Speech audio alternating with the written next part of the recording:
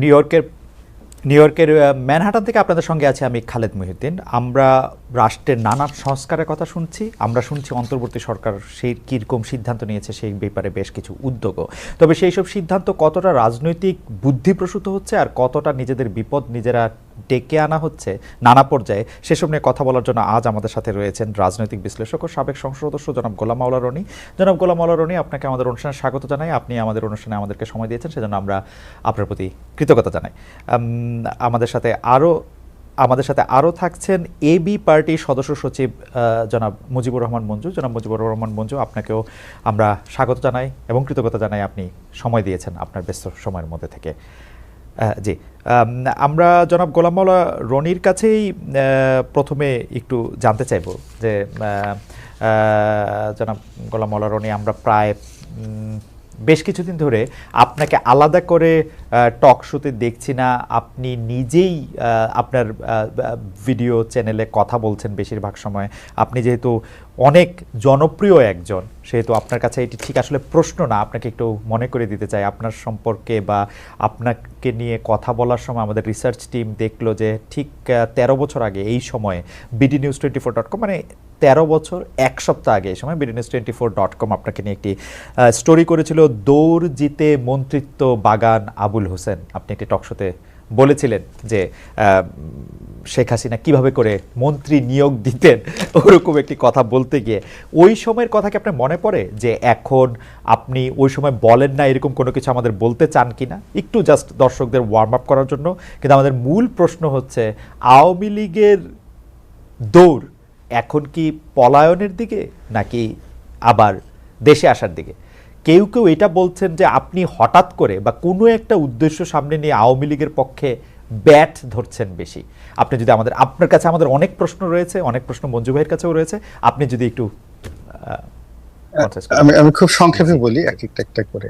প্রথমত, আমার শরীরটা ভালো যাচ্ছে। এর কারণ হলো আমি আসলে 2001 সন থেকেই স্রোতের বিরুদ্ধে চলছি। 2001 থেকে 6 পর্যন্ত যেহেতু আমি আওয়ামী লীগ করতাম, ওই সময় ব্যবসা বাণিজ্য আমার এখনের চেয়ে অনেক ভালো ছিল। ফলে বিএনপির যাকে বলা হয় জুলুম বলেন, অত্যাচার বলেন, থ্রেড বলেন, হয়রানি বলেন, ওটা আমাকে পোহাতে হয়েছে। আমি যেহেতু 2001 সন থেকে ইলেকশন করার জন্য চেষ্টা করছিলাম।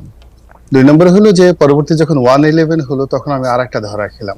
111 এর সময়ও যারা মঈনুদ্দিন ফখরুদ্দিন তাদের যন্ত্রণায় ছিলাম। তারপর যখন আওয়ামী লীগ এলো, এর মধ্যে আমার যেন কি একটা হয়ে গেল। হওয়ার পরে আমার কাছে মনে হলো আমি ধর্মপুত্র যুধিষ্ঠির হয়ে যাব, দেশের পক্ষে কথা বলবো, জাতির পক্ষে কথা বলবো, এরকম একটা ভাবসাব নিজের মধ্যে চলে আসলো। এটার আমি এখনো কারণ খুঁজে পাই না। বিকজ পার্টি করতে হলে পার্টির পক্ষে থাকতে হবে, দলীয় প্রধানকে তেল মারতে হবে, তারপর শেষে সব কথা বলা যাবে না, এটা হলো একটা স্বাভাবিক বিষয়। কিন্তু আমার মধ্যে কি এমন রোগ তখন হয়ে গেল 2009 থেকে 14 পর্যন্ত, আমি এটা বলতে পারবো না। এটা আমার কাছে মনে হচ্ছে একটা জটিল চরিত্র। এরপরে 2014 সনে আমি আওয়ামী লীগের মনোনয়নই কিনলাম না, তখন আমার কাছে মনে হলো যে আওয়ামী লীগের যে একটা বিনা ভোটে নির্বাচন করতে যাচ্ছে, বিনা প্রতিদ্বন্দ্বিতা, ultimately today or tomorrow Awami লীগকে পালাতে হবে। তো কাজেই আমি আসলে ঠালাতে পারবো না এই দলের এমপি হলে বা এই দলের সঙ্গে থাকলে বা কোনো কিছু হলে। তা আমি প্রথমত আমি এমপি নমিনেশন কিনলাম না, এবং ধীরে ধীরে আমি একটু আলাদা হয়ে এই টক শো থেকে কথাবার্তা বলার চেষ্টা করলাম। এরপরে 2018 সনে এসে একই অবস্থা, মানে পাবলিকের কথা, তারপরে পরিবেশ পরিস্থিতির কারণে আবার সেই ইলেকশনে গেলাম, আওয়ামী লীগ মনোনয়ন দিল না, তারপরে শেষে বিএনপি মনোনয়ন দিল। এখানে যে জিনিসটা হলো, আমি এখন যেটা বুঝি, আওয়ামী লীগের মতো দল বা বিএনপির মতো দল, তাদেরকে যদি কেউ রিফিউজ করে তাহলে তারা খুব প্রেস্টিজে, এটা খুব অপমান। মানে আমি 2014 সালে মনোনয়ন পেপার কিনিনি, এটা আওয়ামী লীগ আসলে খুব সহজভাবে মেনে নেয়নি। আবার বিএনপি 2018 সালে আমাকে মনোনয়ন দিয়েছে, আমাকে খুব উপকার করেছে, নট লাইক দ্যাট। শেখ হাসিনাকে অপমান করা বা তার দল থেকে একজনকে হারিয়ে আনা, এটা আমার জায়গায় যদি একটা তেলা পোকাও হতো তাহলে হয়তো সেই সুযোগটা 2018 সনে বিএনপি নিত, এবং সেটাই তারা নিয়েছে। They try to use me. তো সেভাবে হোক, বিএনপির সঙ্গে এখন পর্যন্ত ওইভাবেই আমি শুধু ইলেকশন করেছি, সেভাবে আছি। কিন্তু আমার যে কথাবার্তাগুলো আছে, যেটা 2009 থেকে আজ অবধি আমি যে ভাষায় কথা বলছি, সেই ভাষায় কথা বলে যাচ্ছি, এবং এই কথার মধ্যে আমার কখনই, যেটা আপনি জিজ্ঞাসা করলেন, যে আমার কখনই এমন ঘটনা হয়নি পরিবেশ পরিস্থিতির কারণে আমি ভয় পেয়েছি, কথা বলিনি, আর যে কথাটা এই পরিবেশে আমার জন্য বলা প্রয়োজন। This is one. Second thing হলো, এই 5 তারিখের পরে আমি প্রথম যে 72 ঘন্টা দেখলাম, যে এখন হয় কি, দীর্ঘ সময় যেহেতু রাজনীতির সঙ্গে আছি, তারপরে রাজনীতির বাইরে আবার একটু লেখালেখি করি, আবার এই যে আপনাদের সঙ্গে টকশো করার কারণে সমাজের বিভিন্ন শ্রেণী পেশার মানুষের সঙ্গে যে দেখা সাক্ষাৎ মেলামেশা হয়, এই কারণে হয় কি, রাজনীতির যেটা অঙ্ক আছে, রাজনীতির যেটা জ্যামিতি আছে, তারপরে যে রাজনীতির একটা ফিজিক্স আছে, কেমিস্ট্রি আছে, এই জিনিসগুলো কিছুটা হলে আমার মধ্যে সেটা এসে যায়। তা আমার কাছে যেটা মনে হলো, যে এই মুহূর্তে যেটি হচ্ছে, সরকার প্রথম দিন থেকেই ভুল করছে। তারা মূলত রাজনৈতিক দলগুলোর সঙ্গে, সকল রাজনৈতিক দলগুলোর সঙ্গে যেভাবে একটা সমঝোতা তাদের করা দরকার সেটা করেনি। আর প্রথম দিন থেকে আওয়ামী লীগকে একেবারে পরিপূর্ণভাবে রিফিউজ করা বা একটা বিপ্লবী সরকার করা বা যা কিছু করা, সেটা তারা করেনি। ফলে এটা আসলে বেশি দূর যাবে না। দ্বিতীয় যে জিনিসটা আসলো, যে অনেকগুলো কথা, যেমন দেখা যাচ্ছে আমার কথাগুলো আমি বলছি আজ এ হোল, আমার মানে যে ইউটিউব চ্যানেলে, সেখানে আমি আমার মতো করে বলছি, কিন্তু অন্যান্য যারা ইউটিউব ব্যবসায়ী, ওরা করে কি, কথার যে অংশটুকু ভাইরাল হবে, যেমন দেখা গেল সজীব ওয়াজেদ জয় সম্পর্কে আমি 1 মিনিট বললাম, তো 1 মিনিটের মধ্যে যেটা 30 সেকেন্ডে যে কথাগুলো বলছি, সে হারবার্ডে পড়েছে, ওটা পড়েছে, এটা পড়েছে, এটা বলে তারা করলো কি, সেটাকে ছেড়ে দিল, যাতে করে আওয়ামী লীগের লোকজন, ও মাই গড, গোলাম মোল্লা রনি সজীব ওয়াজেদ জয় সম্পর্কে প্রশংসা করেছে। কিন্তু অ্যাজ এ হোল আমি কি বলেছি, এটা আমার নিজের ভিডিওতে সেই জিনিসটা ওভাবে আছে।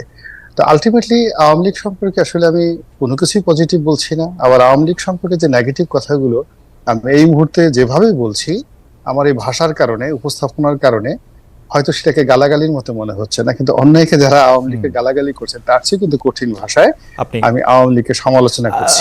রনি ভাই, এটা কিন্তু আসলে মানে অনেকে আবার বলছেন যে রনি ভাই কিন্তু আসলে আওয়ামী লীগের সমালোচনা করছেন, বাইট করছেন। আমি শুধু দুটি প্রশ্ন করতে চাই, মানে সরাসরি প্রশ্ন।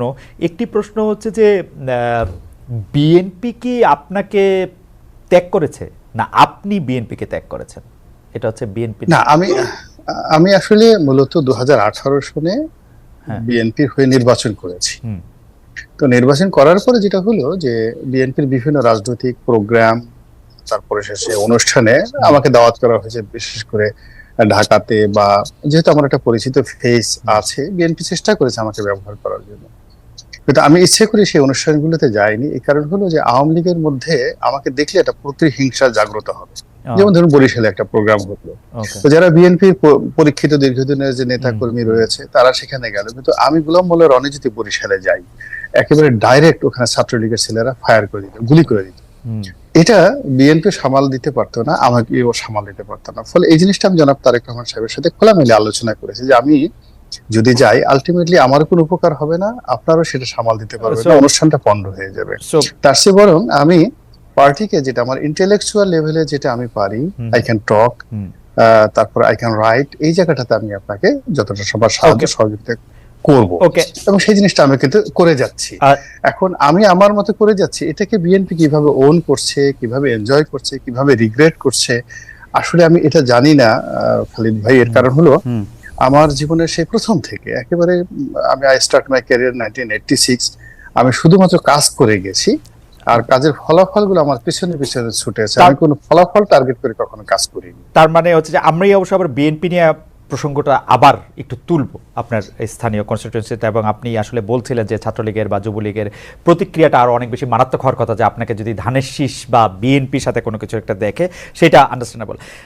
আওয়ামী লীগ সম্পর্কে আপনি একটা কথা বললেন, যে এই ছাত্র জনতার বা লড়াইয়ের ফলে যে সরকারটা আসছে, সেই সরকারটা আসলে আওয়ামী লীগ সরকারকে প্রথম থেকে ডাকে নাই।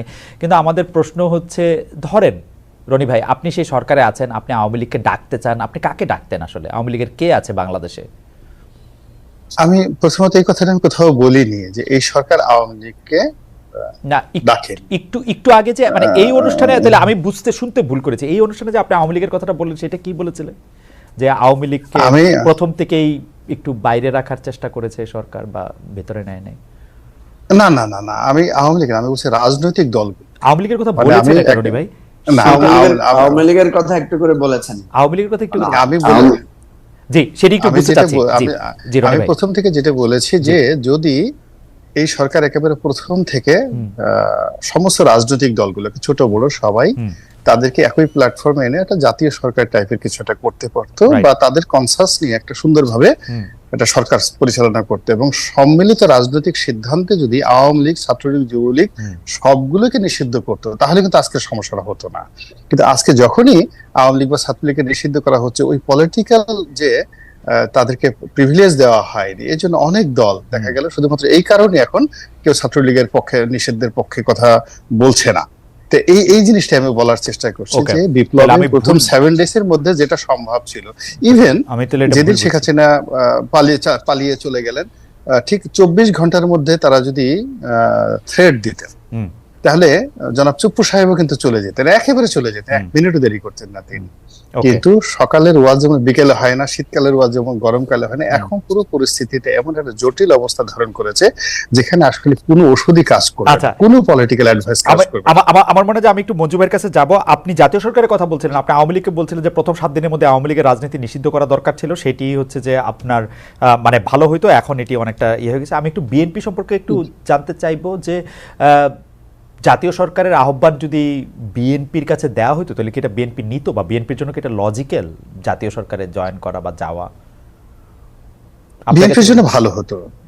এখন বিএনপি যে জটিলতার মধ্যে পড়েছে, মানে এখন ডক্টর ইউনূসের যে সমস্যা, বরং তুলনামূলকভাবে আওয়ামী লীগ এখন বেটার শেভে আছে। দূরে বসে তারা দাঁত বের করে হাসতে পারছে, এবং পালিয়ে থেকে, নিরাপদ দূরত্ব থেকে এখন যারা তাদেরকে তাড়ানোর জন্য আন্দোলন করেছে, রক্ত ঝরিয়েছে, এখন আমরা যে নিজেরা দ্বন্দ্ব সংঘাতে জড়িয়ে পড়ছি, অবিশ্বাসে জড়িয়ে পড়েছি, আমরা অনেক কিছুতে ব্যর্থ হচ্ছি, এটা দেখে তারা এক ধরনের স্যাডিস্ট, যেটাকে বলা ইংরেজিতে, ওটা করার সুযোগ পাচ্ছে, দাঁত বের করে হাসার সুযোগ পাচ্ছে, সমালোচনা করার সুযোগ পাচ্ছে, নতুন করে স্বপ্ন দেখার সুযোগ পাচ্ছে, যুদ্ধ করার কথা হুমকি দিচ্ছে, খুনাখুনি করার কথা বলতে সাহস পাচ্ছে। এই জিনিসটাই হতো না। তো যার জন্য এখন হয় কি যে দীর্ঘদিন 15টা বছর তো এরা এখন এই যে মঞ্জু ভাই আছেন, বা আমরা যারা বিএনপির যারা লোকজন আছে, আমাদের সবার মধ্যে কিন্তু একটা আতঙ্ক ছিল, এই কখন অ্যারেস্ট করবে, কখন বাসায় এসে ধরে নিয়ে যাবে, গুম করে নিয়ে যাবে। ফলে রাতারাতি আমাদের সবার ব্যাকবোনের মধ্যেই একটা পেইন কাজ করতো। আমাদের আসল ব্যাকবোনটা ছিল না, কিন্তু 7 তারিখের পরে দেখা গেল একটা লোহার তৈরি, স্টিলের একটা ব্যাকবোন তৈরি করে আমরা রয়্যাল বেঙ্গল টাইগার হওয়ার চেষ্টা করছি, কিন্তু সেটা আলটিমেটলি রয়্যাল বেঙ্গল টাইগার হওয়ার চেষ্টা করবে না। তবে জনাব গোলাম মাওলা রনি, মানে এটা খুবই ইন্টারেস্টিং। আপনি বলছেন যে তারা দূর থেকে হাসছে, বা তারা দূর থেকে তাদের দাঁত দেখাচ্ছে, সেডিস্ট ভাবে তারা মজা নিচ্ছে।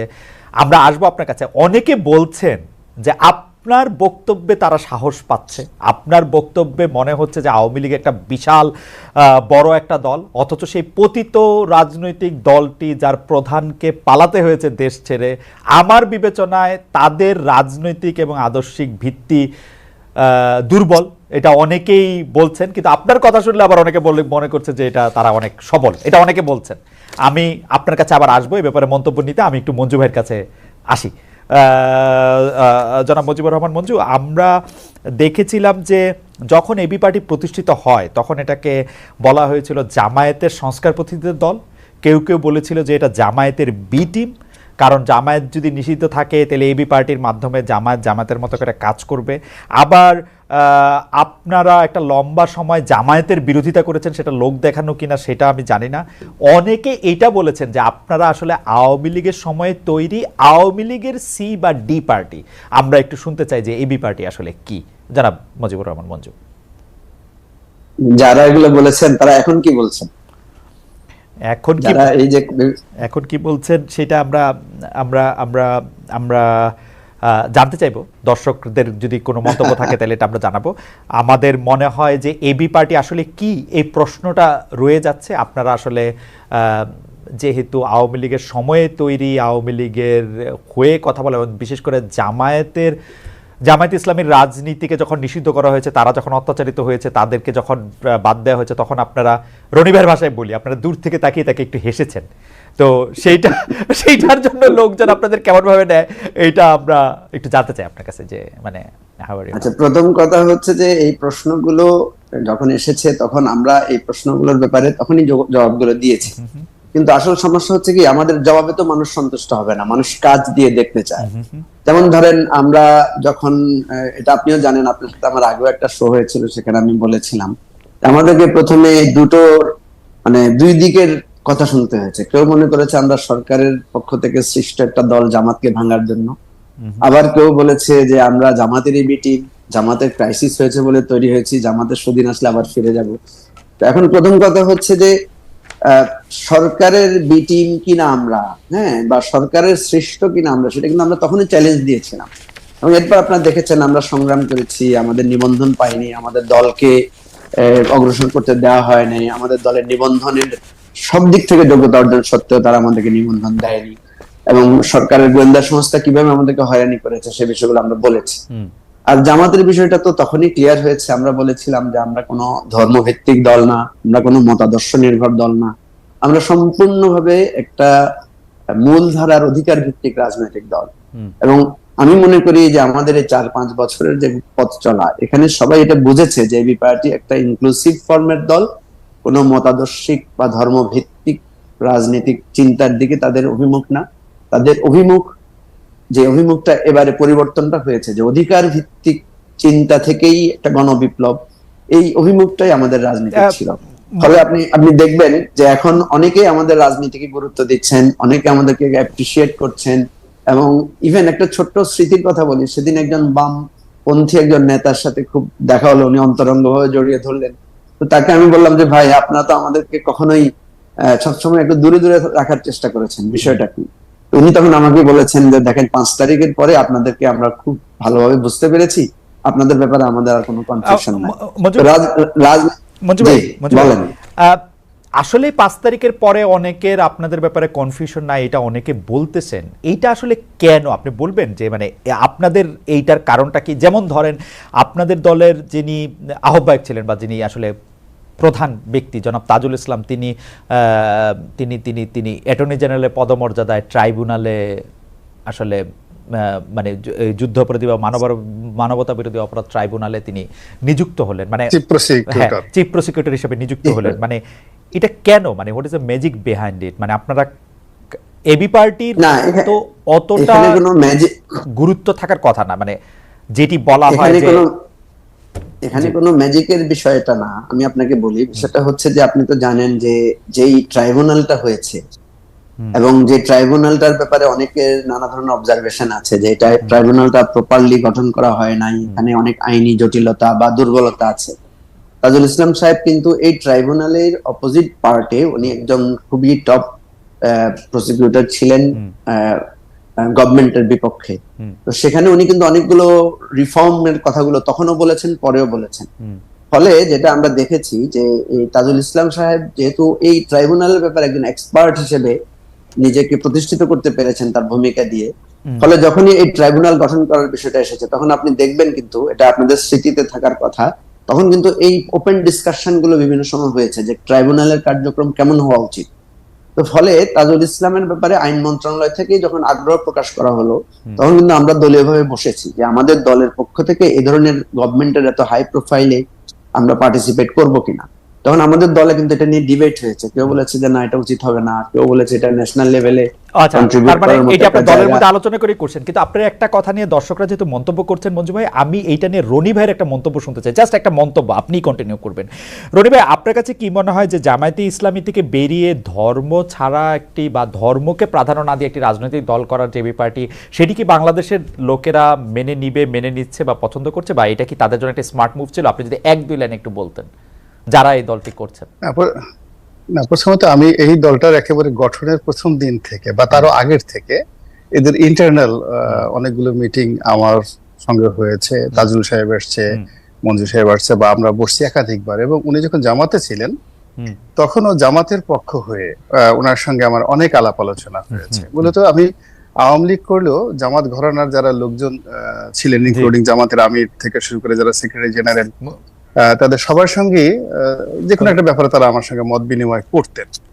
তো মূলত মঞ্জুর সাহেবরা যে এবি পার্টি করেছেন এটার মধ্যে কোনো ভণ্ডামি ছিল না, আমি নিজে এটা সাক্ষী। তারা আসলে জামাতের যে চিন্তা চেতনা ধ্যান ধারণার বাইরে গিয়ে নতুন একটা ধ্যান ধারণা করার চেষ্টা করেছেন। ওকে, ছিল না বলছেন, ছিল না রনি ভাই, আমরা আবার আসবো আপনার কাছে। মঞ্জু ভাই পরে বলবেন যে তাকে কথা বলতে কম দেওয়া হয়েছে। আপনার কাছে কি মনে হয়, ছিল নাটা কি অতীত হিসেবে আপনি ছিল না বলছেন, যে মানে এটা কি এখন ভণ্ডামি আছে এটা মিন করছেন নাকি? না, প্রথমত যে পরবর্তীতে যখন দেখা গেল যে আসলে 1 বছর 1.5 বছর তাদের সঙ্গে আমার যোগাযোগ ছিল, এবি পার্টির সঙ্গে অনুষ্ঠানে দাওয়াত করেছে গেছে, কিন্তু আমি আসলে আমার ব্যস্ততার কারণে মূলত তাদের কোনো অনুষ্ঠানও যেতে পারিনি। তারা এজ এ গেস্ট হিসেবে অন্য সবাইকে দাওয়াত করেছে, আমাকে দাওয়াত করেছে, বিএনপি লোককে দাওয়াত করেছে, কিন্তু আমি যাইনি। তাহলে ইন্টারনালি তাদের যে ভিতরে আসলে কি ধরনের রসায়ন ঘটছে, তারা কি সরকারের ডিজিএফআই টাকা দিয়ে পার্টি করেছে, না এসালামের টাকা দিয়ে পার্টি করেছে, না জামাতের টাকা দিয়ে করেছে, না মঞ্জু ভাইরা নিজেদের মানে শেষ সম্বল, তাদের একটা সব মিলে একটা বোধহয় ব্যবসা বাণিজ্য ছিল, তো সেখানে সম্বল দিয়ে তারা পার্টি করেছেন কিনা এটা উনরা ভালো বলতে পারবে। জি, আমরা একটু মঞ্জু ভাই আমরা মঞ্জু ভাইয়ের কাছে একটু শুনতে চাইবো যে মঞ্জু ভাই আমাদের কাছে মানে বলে না কোনো একটা গুজবই আপনি বলি এখন পর্যন্ত, যেহেতু এটা আপনি ভালো বলতে পারবেন, যে জামায়াতের সাথে যেহেতু বিএনপির সম্পর্ক খারাপ, সেহেতু বিএনপি এইবার আপনাদেরকে ব্যাক করতেছে যে জামায়াতের অ্যান্টিডোট হিসেবে। এই ব্যাপারটা কি ঠিক? আপনারা কি বিএনপি ব্যাকড পার্টি এখন? আওয়ামী লীগ আপনাদের তৈরি করলো, এখন বিএনপি ব্যাকড, এরকম কিনা ঘটনাটা? দেখেন, যে যাই বলুক, আমাদের নিয়ে আলোচনা হচ্ছে, এটা আমরা খুশি। কেউ বলছে আওয়ামী লীগ ব্যাক, কেউ বলছে বিএনপি ব্যাক, মানে আমরা গুরুত্ব পাচ্ছি, এটা হচ্ছে আমার কাছে সন্তুষ্টির ব্যাপার। তো প্রথম কথা হচ্ছে যে দেখেন, বিএনপি কিন্তু আমাদের কোনো প্রোগ্রামে আসতো না, এবং আপনি যদি দেখেন, আপনি খেয়াল করবেন যে এই বিগত সরকারের সময়ে একটা গুরুত্বপূর্ণ সময় পর্যন্ত বিএনপি আমাদের কোনো অনুষ্ঠানে দাওয়াত দিলে পর্যন্ত আসে নাই। ইভেন আমাদের বর্ষপূর্তির অনুষ্ঠানেও বিএনপি উইশ করতে আসে নাই। ইভেন আমি আপনাকে বলি, এই গোলাম মাওলা রনি ভাই আমাদের কোনো প্রোগ্রামে আসেন নাই, এই কারণে যে উনি বিএনপি দলের একজন, মানে যেহেতু ইলেকশন করেছেন, সেই কারণে না, সেই কারণে না মঞ্জু ভাই আসেন নাই, কারণ আপনি কিংস পার্টি আওয়ামী লীগ আপনাদেরকে তৈরি করেছিল, সেইখান থেকে আসেন নাই। না না, আমি আপনাকে বলি, প্রথম কথা হচ্ছে যে বিএনপি আসে নাই যে জামাতের সাথে তাদের যে এলাই আছে সেই সম্পর্কটা নষ্ট হবে, এই কারণে আসেন নাই। দ্বিতীয় হচ্ছে বিএনপি কখনো আমাদেরকে মানে গভর্নমেন্টের এলাই হিসেবে এটা চিন্তা করেন, আমাদেরকে খুব ভালোভাবে ওনারা বলেছেন যে দেখেন, আপনাদের মুভটাকে আমরা পছন্দ করি, আপনারা ভালো করেছেন, কিন্তু জামাতের সাথে যেহেতু আমাদের একটা রিলেশনশিপ আছে, সো আমরা সেটাকে নষ্ট করতে চাই না, এটা ওনারা আমাদেরকে বুঝিয়ে বলেছেন। আমরা ওইটাকে খুব মাইন্ড করি না। আমরা মনে করি যে আমরা যে নতুন রাজনীতির কথা বলছি, আমরা গতানুগতিক রাজনীতির সাথে কেন অযথা বাগড়া দিব, যা তাদের সাথে বিএনপি জামাতের একটা বোঝাপড়া আছে সেটা থাকুক। সো আমরা কিন্তু কারো, যে আপনি দেখেছেন যে বিএনপির মঞ্জু ভাই, বিএনপির ভাব এবি পার্টির উপর, সেটা কি চেঞ্জ হয়েছে? এখন কি বিএনপি আপনাদের সাথে যোগাযোগ রাখতেছে? বিএনপির সাথে আমাদের আগেও যোগাযোগ ছিল, এখনো যোগাযোগ আছে। আসতো না তো, জামায়াতকে সন্তুষ্ট করার জন্য তো আসতো না, এখন কি জামায়াতকে, বিএনপির সাথে জামাতের সাথে যেহেতু তাদের একটা সম্ভাবনা ছিল এবং আভ্যন্তরীণ যোগাযোগ ছিল, সম্পর্ক নষ্টের বিষয়টা তারা আমাদেরকে যেটা জানিয়েছে, বিএনপির নেতারাই আমাদেরকে আনুষ্ঠানিকভাবে জানিয়েছে যে জামাতের পক্ষ থেকে তাদেরকে অনুরোধ করা হয়েছে। আমাকে মাহমুদুর রহমান মান্না ভাই বলেছেন যে জামাতের নেতারা তাদেরকে গিয়ে অনুরোধ করেছে যে আমাদের অনুষ্ঠানে যাতে তারা না আসেন। সেজন্য বলছি, এগুলো নিয়ে আমি কিন্তু আমাদের কিন্তু মান অভিমান ছিল না, কারণ আমরা এটা বাংলাদেশের রাজনীতির একটা গতানুগতিক পথ হিসেবে জানি। আমি এইটাই জানতে চাইতেছি মঞ্জু ভাই, এই 5 আগস্টের পরে কি সিনারিও চেঞ্জ হয়েছে? বিএনপি নিজের থেকে এখন আপনাদের সাথে আসাটা লাইক করতেছে? আপনারা বিএনপিকে এখন আমরা যখন কোনো অনুষ্ঠানের দাওয়াত দিই, তারা আসছেন, তারা বিভিন্ন বিষয়ে আমাদের সাথে মতামত বিনিময় করছেন, কিন্তু একটা জিনিস স্পষ্ট যে আমরা বলেছি আমরা কোনো জোটে যাব না, আমরা বিএনপির সাথে জোটে নাই। আগেও বিএনপির সাথে যে একটা জোটের বিষয়, আওয়ামী লীগ তো আগে এক ফর্মুলা আবিষ্কার করছে মঞ্জু ভাই, জোটে যাইতে হয় না, ওই ভাগাভাগি টেবিলের নিচে এমনিও হইতে পারে, এরকম কোনো কিছু কি? আওয়ামী লীগের ফর্মুলা খারাপ না, কিন্তু জোটে যাইতে হয়। আমার কথা হচ্ছে, শুনেন খালেদ ভাই, আন্ডার টেবল পলিটিক্স বাংলাদেশে হয়, বহু আপনার ফোন আলাপ রেকর্ড ফাঁস হয়। আমরা তো চ্যালেঞ্জ করছি, আমরা তো চ্যালেঞ্জ করেছি বারবার যে এবি পার্টি কোন আন্ডার টেবিল কিছু করছে কিনা। এই যে রনি ভাই যে বললেন না যে অমুকের টাকা তমুক কোম্পানির টাকা দিয়ে হচ্ছে কিনা, হ্যাঁ আপনারা চ্যালেঞ্জ দিলাম তো, আপনারা আমাদেরকে কোনো না কোনো ক্লুতে প্রুফ করেন। আচ্ছা, যে আমরা কোনো এজেন্সির টাকা হয়েছে কিনা, কারোর সাথে মঞ্জু ভাই, লেনদেন হয়েছে কিনা, এটা তো আমরা খোলামেলা ভাবে চ্যালেঞ্জ দিয়েছি। মঞ্জু ভাই, আমি মনে করি যে আপনার কথাই যথেষ্ট। আমরা চ্যালেঞ্জের ব্যাপারটা নিশ্চয়ই সময় এটা দেখবে। আমরা দর্শকের কাছে জানতে চাইছিলাম যে বিচারের আগে আওয়ামী লীগের জাতীয় নির্বাচনে অংশগ্রহণ অনিশ্চিত, এরকম একটি কথা বলেছিলেন সরকারের আইন উপদেষ্টা। এই বক্তব্যকে সমর্থন করেন কিনা? 68,000 দর্শক ভোট দিয়েছেন, শতকরা 66% মনে করেন যে তিনি ঠিক বলেছেন, অর্থাৎ সমর্থন করছেন, শতকরা 33% মনে করছেন যে তিনি ঠিক করছেন না। রনি ভাই, আপনাকে একটু আমি জানি না আপনাকে একটু অপ্রিয় প্রশ্ন আপনার হতে পারে কিনা, সেটা হচ্ছে যে জাতীয় সংসদ নির্বাচন কবে হবে আমরা জানি না, কিন্তু ইতিমধ্যে বিএনপি জোট ঘোষিত প্রথম প্রার্থী হিসাবে একরকম মনোনয়ন পেলেন ডাকসুর সাবেক ভিপি জনাব নুরুল হক নূর। 2018 সালের নির্বাচনে আপনি ধানের শীষে প্রার্থী ছিলেন, এটা একটা বার্তা ছিল। এর মাধ্যমে কি বিএনপি আপনাকে কোনো বার্তা দিল যে নূরকে সাহায্য করার জন্য ছাত্রদল যুবদলকে বলা হয়েছে? জি রনি ভাই। না, আমার আসলে স্থানীয় যে বিএনপি, জেলা বিএনপি বা উপজেলা বিএনপির সঙ্গে আমার আসলে কোনো যোগাযোগ নেই। 2018 সালে ওই যে নির্বাচন করে আমি আসছি, এরপর আমার কোনো যোগাযোগ নেই। ওখানে বিএনপির আরেকজন প্রার্থী, মানে ওখানে মূলত আমার মামার শ্বশুর গত 4-5বার সেই ইলেকশন করেছে বিএনপির পক্ষ থেকে, তার পরিবর্তে আমাকে দেওয়া হয়েছিল। তো আমার মামার শ্বশুরের পরিবর্তে আমাকে দেওয়া হয়েছিল, কিন্তু আমার যে ইমিডিয়েট রানিং মেট আছেন তো ওখানে যেটা আছে সেটা হলো সেকেন্ড হাসান মামুন সাহেব নামক একজন ভদ্রলোক আছেন। মূলত তিনিও ওই বিগত নির্বাচনে আমাদের 3 জনকে মনোনয়ন দেওয়া হয়েছিল, আমাকে, হাসান মামুনকে আর শাহজাহান খান সাহেবকে। পরবর্তীতে বাকি 2টো উইথড্র করে আমারটা কনফার্ম করা হয়। এরপর আমি আর আসলে এলাকাতে যাইনি। এগুলো 1। 2 নম্বর হলো আমার সঙ্গে 2019 সনে একেবারে জানুয়ারি ফেব্রুয়ারি মাসে জনাব তারেক রহমান সাহেবের সঙ্গে খোলামেলা দীর্ঘক্ষণ আলাপ আলোচনা হয়। তো উনি খুব অবাক হয়ে যায়, আমাকে জিজ্ঞাসা করলেন যে আপনি কেন আওয়ামী লীগ ছেড়ে বিএনপিতে আসলেন? এর কারণ হলো আওয়ামী লীগে তো আপনাকে সবাই ভালোবাসতো, আমরা যতটুকু জানি শেখ হাসিনা, শেখ রেহানা খুব ভালোবাসতো। আমি বললাম যে দেখুন, আসলে আমি আওয়ামী লীগ দ্বারা অপমানিত হয়েছি, এটা হলো মূল ব্যাপার। আমি আসলে কোথাও অপমানিত হয়ে কোন একটা দল করা বা সেই দল দাস হওয়া, এটা আমার আসলে প্রয়োজন নেই, বা আমার এই ধরনের মন মানসিকতাটা নেই। I talk with him in 2019 একেবারে নির্বাচনের পরপরই। তো এই গেল 1। 2 নম্বর হলো যে আমি বললাম যে এইবার আপনার এখানে আসছি, কেন আসছি আমি নিজেও জানি না, আপনি ডেকেছেন এজন্য আসছি, অথবা আওয়ামী লীগ মনোনয়ন দেয়নি এজন্য আসছি, হোয়াটএভার মেবি। এবং আমার আসলে বিএনপির কারোর সঙ্গে কোনো যোগাযোগ ছিল না। ওই সালেহ সাহেব নামে একজন সাংবাদিক আছেন ইত্তেফাকের ল রিপোর্টার, উনি টেলিফোন করলেন, বললেন, তারপরে শেষে আমি আচ্ছা ঠিক আছে, অসুবিধা নেই। 2-3 দিন ভাবলাম, এরপর বললাম ঠিক আছে, লেটস ট্রাই, অপরচুনিটি একবারই আসে, দেখি কি হয়। তো যা হোক, এরপরে গেলাম। তখন আমি তারেক রহমান সাহেবকে বলছিলাম যে it may be my last election.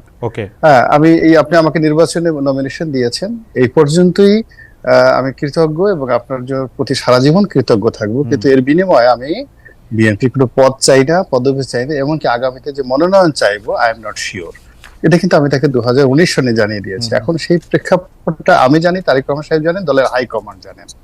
এখন নুরুল সাহেব আছেন বা উপজেলা নির্বাচন আছে, এটা এখন আমি আসলে যেভাবে নিজেকে নিয়ে আমি চিন্তা করি বা আমি নিজেকে নিয়ে যেভাবে ব্যস্ত থাকি, মানে এবং আমার যারা সমালোচনা যারা করছেন, মানে আমাদের এদের চিন্তা চেতনা কর্মের মধ্যে, সফলতার মধ্যে এতটা পার্থক্য, মানে মূল ব্যাপার হলো যে আমিও তাদেরকে বুঝতে পারি, বিকজ ওই বয়সটা ওই সময়টা আমার ছিল। কিন্তু আমার যে লেভেলটা, সেই লেভেলটা যারা গালাগালি করছে, যেখানে তো সবাই নেগেটিভ কথাবার্তা বলছে, তাদের কাছে মনে হচ্ছে বিএনপির দল করাটা একটা বিশাল ব্যাপার, একটা নমিনেশন পাওয়াটা বিশাল ব্যাপার, ইলেকশন করাটা বিশাল ব্যাপার। কিন্তু আমি যে এই জিনিসটি ভোগ করে আসছি আরো বহু আগে, বংশ পরম্পরায়, এটা আমি দেখেছি যে, এবং এখন যে প্রেক্ষাপট আসছে, একজন রাজনীতিবিদ যারা হয়নি, মঞ্জু ভাই এমপি হননি, তার হয়তো একটা ধারণা থাকতে পারে দেখি কেমন হয়। আমি তো হয়ে দেখেছি, এর মধ্যে নাথিং ইন্টারেস্টিং, এর মধ্যে কোনো ইন্টারেস্টিং নাই। একবার হলেও 10 বার 20 বার হলেও এই সমাজে সেই 71 থেকে এই পর্যন্ত কোন একজন সংসদ সদস্যকে মানে তার জীবনে দুর্ভোগ দুর্দশা, সেই তুলনায় যে সফলতা দেখে কোনো মানুষ আসবে। আমার এমনি অন্তত পক্ষে এমপিগিরি করা ছাড়া, তারপরে সে রাজনীতি করা ছাড়া আরো অন্তত 10টা ভালো কাজ আছে যেটা করে আমি সময় কাটাতে পারি। ট্রু, খুবই সত্য কথা। কিন্তু রনি ভাই, এর মধ্যে ওই যে কারোর জন্য কোনো একটা ফল টক, ব্যাপারটা ওরকম না তো? না, ওরকম টক যদি হতো, জাস্ট আপনি আমাকে 2018 জি। সন থেকে এই পর্যন্ত দেখেন, জি। 2018 সন থেকে এই পর্যন্ত দেখেন যে আমি কখনো বিএনপির কোন একটা অনুষ্ঠানে আমাকে কেউ কখনো দেখেছি Right. কিনা। এখানে মঞ্জু সাহেব আছেন, তার কাছে জিজ্ঞাসা করেন। তার সাথে আমার একটা ভালো বন্ধুত্ব আছে, একেবারে পারিবারিক পর্যায়ে, হুম। অনেক আগের থেকে। হুম। এবং দেখেন, আমি একটা আজ ওনাকে খোঁটা দিয়ে বলছি, হুম। উনি, আমি যখন সংসদ সদস্য তখন ওই উনাদের উনি জামাতের একজন নেতার খুব ঘনিষ্ঠ ছিলেন। এদের কাজই ছিল এই বিভিন্ন মানুষকে উপহার দেওয়া এবং ওই কিছু টাকা পয়সা দেওয়া। তো উনি একবার আমাকে টেলিফোন করে কিছু টাকা দিতে চাইলেন, হুম। তো আর উপহার দিতে চাইলেন। তো আমি বললাম যে ভাই, আপনি এগুলো কেন বলছেন? তো এই টাকা দিয়ে আমি কি করবো? হুম। তো বলে আপনি জাকাত দিবেন। তা আমি বললাম যে আমার তো জাকাত দেওয়ার যথেষ্ট অর্থ আছে, আমি রিচ ম্যান। আপনি জিজ্ঞেস করে দেখেন 2010 সনে আমি তাকে এই কথাটা বলেছি। মানে উনি সেমাই পাঠিয়েছেন, টাকা দিতে চেয়েছেন, কোন রাজনীতিবিদ গোলাম মোল্লা রনির মতো তাকে উত্তর দিয়েছে? জিজ্ঞাসা করেন আল্লাহর ওয়াস্তে। না নো ওয়ান। না, মঞ্জু ভাই, আমি এটা তাকে খুবই বল- ইন্টারেস্টিং। আপনারা একজন এমপি সাহেবকে, তাও সিটিং এমপি, যে দল ক্ষমতায় আসে তাদেরকে মানে এটা আমরা শুনবো, খুবই ইন্টারেস্টিং। মানে রনি ভাইয়ের সাথে কথা বলে খুবই ইন্টারেস্টিং ইনসাইট শোনা যায়, এটা খুবই ইন্টারেস্টিং। আমরা একটু আপনার কাছ থেকে শুনবো। রনি ভাই, আপনি শেষ করেন প্লিজ, তাহলে আমরা মঞ্জু ভাইয়ের কাছে যাই। আচ্ছা, যাও। না, আমি বললাম যে দিস ইজ দ্য থিংস। আমি যখন আওয়ামী লীগে ছিলাম, আমার এই হাত ধরে 2009 সনের 10 ওবায়দুল কাদের সাহেব বলতেন যে রনি নেত্রী, তোমার কথা শুনে আমার কথাগুলো একটু মাঝে মধ্যে বইলো। তুফাইল সাহেবের মতো লোক হাত ধরে বলতো যে রনি, আমার খবর কি? আমির হোসেন আমু জিজ্ঞেস করে দেখেন, বলতো রনি, আমার খবর কি? তুমি তো জানো সমস্ত কিছু। I was enjoying that part Awami লীগে, কিন্তু এটাকে আমি সেল করেছি, এটাকে আমি কখনো আমার নিজের কাজে ব্যবহার করেছি, ব্যবসার কাজে ব্যবহার করছি, প্রভাব করছি, আমার শত্রু বলতে পারবে না। সিমিলারলি দেখেন 2011 সন থেকে, মানে 18 সন থেকে এখন পর্যন্ত টিল টুডে, আওয়ামী লীগ না, বিএনপির এমন কোন শীর্ষ নেতা নাই যারা আমাকে ভালোবাসেন না, সম্মান করেন না, মর্যাদা দেন না।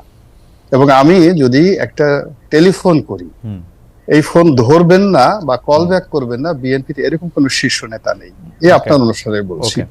কিন্তু দেখেন, এত সুসম্পর্ক থাকা, ইনক্লুডিং জনাব তারেক রহমান সাহেব সহ সবার সঙ্গে এরকম সম্পর্ক থাকা সত্ত্বেও আজ পর্যন্ত বিএনপির অফিসের একটা কমিটির জন্য, আমার নির্বাচনী এলাকার একজনের একটা পদবীর জন্য, কোনো কিছুর জন্য, আপনি বিএনপির যে কোনো লোকে জিজ্ঞাসা করেন বিজ্ঞাপন দিয়ে যে আমার পক্ষ থেকে একটা ফোন গেছে কিনা বা কোনো তৎপরতা গেছে। রনি ভাই, আপনাকে ধন্যবাদ। কিংবা ধরুন, রনি ভাই, আপনাকে ধন্যবাদ। আমরা একটু মঞ্জু ভাইয়ের কাছে যাই। মঞ্জু ভাই, প্রথম কথা, আপনি যদি একটু সংক্ষেপে বলতেন, জামায়াতে ইসলামের পক্ষ থেকে গুরুত্বপূর্ণ লোক এবং স্বয়ং এমপি সাহেবকে টাকা এবং এটা দেওয়া হয়েছিল, এটা একটা কি মানে মানে চলের মধ্যে ছিল, বা এটা স্বাভাবিকভাবে এটা দেয়ই হয় সবাইকে? রনি ভাই যে কথাটা বলেছেন, আসলে কিছুটা একটু পার্থক্য করে বলেছেন, কিছুটা মিস ইন্টারপ্রিটেশন হতে পারে। আমার যতটুকু মনে পড়ে যে উনার কোন একটা সাহায্য সংস্থা থেকে কুরবানি উপলক্ষে দুস্থ লোকদের জন্য কুরবানির বাবদ কিছু পশু, মানে গরুর ব্যাপারটা এসেছিল। তো যারা পাঠিয়েছে তারা রনি ভাইয়ের সামহাও ভক্ত ছিলেন। তো তারা আমার সাথে কমিউনিকেট করেন যে রনি ভাইকে যখন আমি এটা জানাই, রনি ভাই বলছে, ভাই আমি তো এমনিতে এগুলাতে করি, এটা আমার দরকার না। তখন রনি ভাইকে আমি বলেছিলাম, তাহলে ঠিক আছে, আপনার নামে আমরা একটা কাজ করতে পারি, সেটা দুস্থ সাংবাদিকদের জন্য আমরা এটা করতে পারি। তখন রনি ভাই এগ্রি করেছিলেন। রনি ভাই এটা মনে থাকার কথা, দুস্থ সাংবাদিকদের জন্য আমরা ওই ওনার যে অ্যালোকেশন ছিল ওটার গরুটা কোরবানি দেওয়া হচ্ছে। এটা অ্যাকচুয়ালি জামাতের পক্ষ থেকে না, এটা হচ্ছে একটা আন্তর্জাতিক সাহায্য সংস্থা থেকে। তো রনি ভাই আজকে উনার কিন্তু প্রচুর জামাতের ফ্যান আছেন, উনি আজকে এটা বলে কিন্তু জামাতের লোকদের ফ্যান বেস কিন্তু কমে যাবে রনি ভাই। আচ্ছা মঞ্জু ভাই, আমরা প্রশ্নটা করি, জামাতের ফ্যান ব্যাপারটা নিশ্চয়ই জামাতের ফ্যানরা দেখবেন। আমি যেটা প্রশ্নটা করতে চাই, আপনি সম্প্রতি প্রথম আলো থেকে একটি সাক্ষাৎকার দিতে গিয়ে আপনি বলেছিলেন যে আওয়ামী লীগকে নিষিদ্ধ করার ব্যাপারে, আপনি বলেছেন যে একটি জনমত তৈরির বিষয় আছে। আপনি জনমত তৈরির বিষয় আছে বলছেন, আপনার কাছে কি মনে হয় না যে এই জনমত 5ই আগস্টই অলরেডি তৈরি হয়েছে? আওয়ামী লীগ নিষিদ্ধ করার ব্যাপারে আর কি অপেক্ষা আপনি করছেন? আমাদের দলের পক্ষ থেকে আমরা একটা কথা বলেছি যে একটা পাবলিক হিয়ারিং শোনার জন্য, অর্থাৎ আওয়ামী লীগ এই গত 15 বছর ধরে, এর আগে তো আছেই, ধরেন আমরা যেটা ছোট ছিলাম 71 থেকে 75-এ নানা কথা আমরা শুনেছি, কিন্তু সেই জিনিসগুলোর ডকুমেন্টারি এভিডেন্স খুব কম আছে। না, আমরা যেটা বলতে চেয়েছি যে আওয়ামী লীগকে নিষিদ্ধ করার প্রক্রিয়াটা এমন ভাবে করা উচিত যে কারা কারা আওয়ামী লীগের দ্বারা ক্ষতিগ্রস্ত, ধরেন যে সমস্ত ছাত্ররা ক্ষতিগ্রস্ত, যে সমস্ত নারীরা ক্ষতিগ্রস্ত, যে সমস্ত রাজনীতিবিদেরা ক্ষতিগ্রস্ত, যে সমস্ত পুলিশ অফিসাররা ক্ষতিগ্রস্ত, যে সমস্ত নানা পেশাজীবীরা ক্ষতিগ্রস্ত, এখন পর্যন্ত তারা পাবলিক হিয়ারিং এর মাধ্যমে, এটা কোনো আইনগত প্রক্রিয়া হবে না, এটা হবে একটা পাবলিক ডকুমেন্ট যে একটা রাজনৈতিক দল কিভাবে ফ্যাসিবাদের মানে একটা মানে প্রবক্তা হয়ে যায়, ফ্যাসিবাদের কণ্ঠ হয়ে যায়, একটা গণতান্ত্রিক কণ্ঠ, একটা স্বাধীনতা যুদ্ধের। মঞ্জু ভাই, আপনারা এই কথাটা বলছেন একটা কথার কথাই তো, তাই না? মানে আপনারা কতজন লোকের হিয়ারিং নেবেন, কিভাবে হিয়ারিং নেবেন? না, কথার কথা না, আমরা অলরেডি একটা প্রস্তাব দিয়েছি এবং আমি খুব হোপফুল, খালেদ ভাই, আমি খুব হোপফুল যে গভর্নমেন্ট এটা করবে। একটা আমরা পাবলিক হিয়ারিং এর ব্যবস্থা করতে বলেছি এই জন্য যে মানুষের মনে, আমরা চাই যে আওয়ামী লীগকে নিষিদ্ধটা যাতে শুধু আইনের পর্যায়ে না থাকে, শুধু রাজনৈতিক ভাবে না হয়, রাজনৈতিক, সামাজিক, একেবারে সাংস্কৃতিক ভাবে আওয়ামী লীগের যে জেনুইন জায়গাটা কেউ যাতে কখনো বলতে না পারে যে আওয়ামী লীগের ব্যাপারে আমরা অবিচার করেছি। সেটেলড একটা ইস্যু নিয়ে স্বাভাবিক ফৌজদারি জায়গা থেকে আপনারা এটা নিয়ে রাজনীতি কেন করতে চাচ্ছেন? আওয়ামী লীগকে যে বিতাড়িত করা হয়েছে, শেখ হাসিনা এত সাংঘাতিক রকমের সংবিধান, এত সাংঘাতিক রকমের সবকিছু নিয়েও এই দেশ ছেড়ে উনি চলে যেতে বাধ্য হয়েছেন, পালাতে বাধ্য হয়েছেন। যদিও রনি ভাই পালিয়েছেন এটি বলতে চান না, নাকি বলেন আমি জানি না, কিন্তু ঘটনা হচ্ছে তো এটা তো সত্যি। এটাকে আর আপনি মানে জনগণের আর কি ম্যান্ডেট এর মধ্যে চান আপনি? আমি এটা জন্যই লাগবে ভবিষ্যতের প্রজন্ম এবং ভবিষ্যতে কোন রাজনৈতিক দল যাতে এইভাবে ফেসিবাদের যেই মানে চরিত্রে আবির্ভূত হতে না পারে। আপনাকে একটা মনে রাখতে হবে, আমরা কেন হিস্ট্রি পড়ি, আমরা কেন সিরাজউদ্দৌলার কাহিনীটা এখনো পড়ি, এখনো কেন সিরাজউদ্দৌলা পরাজিত হয়েছিল, তারপরে কেন সিরাজউদ্দৌলা আমাদের জন্য ইন্সপিরেশন, কেন এখন আমরা লক্ষণ সেনের পলায়নটাকে আমরা স্মরণ করি। এই হিস্ট্রিটা সাংস্কৃতিক ভাবে, আপনাকে আমি বলি খালেদ ভাই, আমাদের দেশে কি আইন করে মীর জাফরকে বেঈমান হিসেবে আমাদের কোন সংবিধানে বা কোন আইনে লেখা হয়েছে? হয় নাই। এটা সাংস্কৃতিক ভাবে হয়েছে যে মীর জাফর নামটা কেউ এখনো লিখে না। এই কালচারাল বিষয়টাকে আমরা তুলে আনতে বলেছি যে কালচারালিও আওয়ামী লীগকে নিষিদ্ধ করতে হবে, যে কালচারালিও যাতে মনে করে আওয়ামী লীগ সেটার জন্য তো আর হিয়ারিং ও দরকার হয় না, আওয়ামী লীগ মানে হচ্ছে একটা খুনি। মঞ্জু ভাই, সেটার জন্য তার হিয়ারিং দরকার হয় আইনগত, মানে এটার মধ্যে পলিটিক্সটা আমি বুঝতে চেষ্টা করতেছি। সত্যি মঞ্জু ভাই, আসলে এত তর্ক আপনার সাথে আমি করতাম না, আমি পলিটিক্সটা বুঝতে চেষ্টা করতেছি। কারণ হচ্ছে যে আওয়ামী লীগ যে বাংলাদেশে 15 বছর ধরে ভোট দেয় নাই, না করছে, বিভিন্নভাবে ইনস্টিটিউশনগুলিকে ধ্বংস করছে, এইটা জনগণ একরকম ভাবে ব্যাপারটা সেটেল, মানে অ্যাটলিস্ট মেজরিটি জনগণ আওয়ামী লীগের কিছু সাপোর্টার সবসময় থাকবে। এইটার মধ্যে আর হিয়ারিং করে আপনারা কি অর্জন করতে চাচ্ছেন সেটা আমি একটু বুঝতে চেষ্টা করতেছি। এইটা তো ধরেন আমরা এই জেনারেশন দেখছি, এই জেনারেশন কাছে এস্টাবলিশ, কিন্তু ফিউচার জেনারেশনের কাছে কি থাকবে? আপনাকে আমি যে কথাটা বলতে চাচ্ছি, দেখেন পাকিস্তান কিন্তু একটা ঐক্যবদ্ধ সংগ্রামের মাধ্যমে অর্জিত রাষ্ট্র। সেই রাষ্ট্রের মধ্যে অল্প কিছুদিনের বৈষম্য, 47 থেকে আপনার 71-এর মধ্যে যে বৈষম্যটা আমরা ভোগ করেছি, এই বৈষম্য আকারে আমাদের ভাষা আন্দোলন, আমাদের এই যে বৈষম্যটা তারা পূর্ব আর পশ্চিমে ভাগ করেছে, সেটা কিন্তু সেইভাবে উঠে এসেছে বলেই এই জায়গায় একটা স্পষ্ট ভেদরেখা তৈরি হয়েছে যে ওরা এবং আমরা। এজন্য আপনাকে এই সামাজিক সেই ভেদরেখাটা করে মানে মঞ্জু ভাই, এটা ইন্টারেস্টিং না যে আপনারা, মঞ্জু ভাই আপনার কাছে মনে হয় যে আওয়ামী লীগের নাম করে এরকম একটা ভেদরেখা আবার সৃষ্টি করার চেষ্টা করা হচ্ছে? ধরেন আওয়ামী লীগ গত 15 বছরে 17 বছরে অনেক অন্যায় করছে, অত্যাচার করছে, ইনস্টিটিউশনগুলি ধ্বংস করছে, শেখ হাসিনার তার জন্য বিচার হওয়া উচিত, আওয়ামী লীগের সবার বিচার হওয়া উচিত, কিন্তু আওয়ামী লীগের যে বয়ানগুলি সেগুলির একটা এন্টিথিসিস দাঁড় করানোর একটা চেষ্টা সেইটা করা হচ্ছে এই বয়ানগুলির মাধ্যমে, এবং এটা একটা আপনার কাছে কি মনে হয় একটা অপচেষ্টা না? মানে আওয়ামী লীগ করছে বলেই সব জিনিস খারাপ হয়ে গেছে, ব্যাপারটা তো এরকম না। না, বিষয়টা হচ্ছে যে আপনাকে মনে রাখতে হবে যে শেখ হাসিনার প্রত্যেকটা কথা, আওয়ামী লীগ নেতাদের প্রত্যেকটা বয়ান তারা কিন্তু করেছে কিসেকে সামনে রেখে? তারা মুক্তিযুদ্ধকে, মুক্তিযুদ্ধের চেতনাকে সামনে রেখে করেছে। মুক্তিযুদ্ধের চেতনাকে সামনে রেখে তারা 2000 ভুয়া মুক্তিযোদ্ধা তৈরি করেছে যার বয়স 50-এরও কম। মুক্তিযুদ্ধের চেতনাকে সামনে রেখে তারা বিশ্ববিদ্যালয়ে ধর্ষণের সেঞ্চুরি পালন করেছে। মুক্তিযুদ্ধের চেতনাকে সামনে রেখে সেটার জন্য তো মুক্তিযুদ্ধের চেতনা দায়ী হতে পারে না, সেটার জন্য তো আওয়ামী লীগ দায়ী, সেটার জন্য তো মুক্তিযুদ্ধের চেতনাই তো আওয়ামী লীগ ফলো করে না। না না না, আমরা সেটাই বলছি, আমাদেরকে মুক্তিযুদ্ধের সঠিক চেতনাটাকে আফোর্ড করার জন্য এই কাজটা করতে হবে। যে আওয়ামী লীগ এখন তো ব্যাপারটা দাঁড়াইছে যে মুক্তিযুদ্ধ শব্দটাই, আপনি দেখেন এখন ব্যাপারটা দাঁড়াইছে যে মুক্তিযুদ্ধ শব্দটাকে একটা প্রতিপক্ষ উই আর দে করার একটা চেষ্টা করা হচ্ছে। এটা কেন? এবং আপনারাও একটা বয়ান দিতে চেষ্টা করতেছেন। না, পৃথিবীতে তো সাদা এবং কালো, আলো এবং আঁধার, ন্যায় এবং অন্যায়, সাম্য এবং বৈষম্য, এই দুইটা জিনিস তো মানে চিরস্থায়ী ভেদরেখা।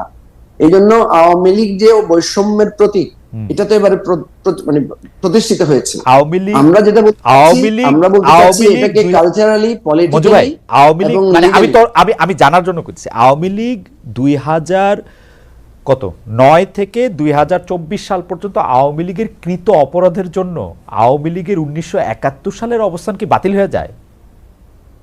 না না, বাতিল তো হবে না। ওকে, আপনি ভালো করে বুঝেন, আমাদের পজিশনটা বুঝেন। আমরা বলছি শেখ মুজিবুর রহমান বাংলাদেশের স্বাধীনতা যুদ্ধের নেতৃত্ব দিয়েছেন, কিন্তু তিনি বাংলাদেশের গণতন্ত্রকে হত্যা করেছেন, তিনি বাকশাল কায়েম করেছেন, তিনি জাসদের 30,000 নেতাকর্মীকে হত্যা করেছেন। ওকে, তার শাসনামলে বাংলাদেশের গণতন্ত্র ধ্বংস হয়েছে। রাইট। শেখ হাসিনা এরশাদ বিরোধী আন্দোলনের, গণতন্ত্র আন্দোলনের নেত্রী ছিলেন। 90-এ আমরা একসাথে আন্দোলন করেছি, সংগ্রাম করেছি। সেই শেখ হাসিনা বাংলাদেশের গণতন্ত্রকে তিলে তিলে হত্যা করেছেন। আমরা এই বয়ানটা এস্টাবলিশ করতে চাই। এই জন্য আপনি খেয়াল করার কথা, ইমিডিয়েটলি জামাতের পক্ষ থেকে জামাতের আমির বলছেন যে আল্লাহর ওয়াস্তে ক্ষমা করে দেওয়ার কথা, যেটা নিয়ে কথা উঠেছে। বিএনপির ব্যাপক সমালোচনা হচ্ছে যে তারা আওয়ামী লীগকে নিষিদ্ধ করতে চান না, এই কথাটা নিয়ে। আমরা কিন্তু এই জায়গায় বলেছি যে আমরা আওয়ামী লীগের সাংস্কৃতিক, রাজনৈতিক এবং আইনি আওয়ামী লীগের বিরুদ্ধে ব্যবস্থা গ্রহণ চাই। মানে কোনো আবেগ প্রসূত না, একদম জাস্টিফাইড হয়েছে। আওয়ামী লীগ যাতে সম্পূর্ণভাবে তার গণতান্ত্রিক এবং আইনগত ন্যায় বিচারটা সে পায়। তার ন্যায় বিচারই হচ্ছে, আমি আমার উদাহরণ হিসেবে সবসময় আপনাকে বলি, আপনার সন্তান যদি কারো মেয়েকে ধর্ষণ করে, কারো বাড়িঘর লুটপাট করে, আপনার একটা সন্তান হিসেবে তার প্রতি মমত্ববোধ, আরেকটা হচ্ছে রাষ্ট্রীয় আইন বা তার নৈতিক অধঃপতনের জন্য তার শাস্তি। আপনি কি করবেন? আপনি তাকে নিশ্চয় আইনের হাতে তুলে দিবেন। আবার হয়তো তার সন্তানের জন্য হয়তো আপনি চেষ্টাও করবেন যে সে যদি একটু ভালো পথে ফিরে আসে। জাস্টিফিকেশন হচ্ছে তাকে যথাযথ আইনি প্রক্রিয়ায় তার প্রাপ্যটা বুঝিয়ে দেয়। মঞ্জু, রনি ভাই, আমি আপনার কাছে প্রশ্নে পরে আসছি। আপনি কি 90 সেকেন্ডের মধ্যে একটু এই ব্যাপারে একটু মন্তব্য করবেন, যে এই বিষয়গুলি নিয়ে আসলে মঞ্জু ভাই মন্তব্য করলেন, আওয়ামী লীগের অবস্থান, বিএনপি, জাতীয় পার্টি, 71 মুক্তিযুদ্ধ? না, মূলত তিনি একটা রাজনৈতিক দলের, এখন আলোচিত রাজনৈতিক দলের সাধারণ সম্পাদক, মানে সদস্য সচিব।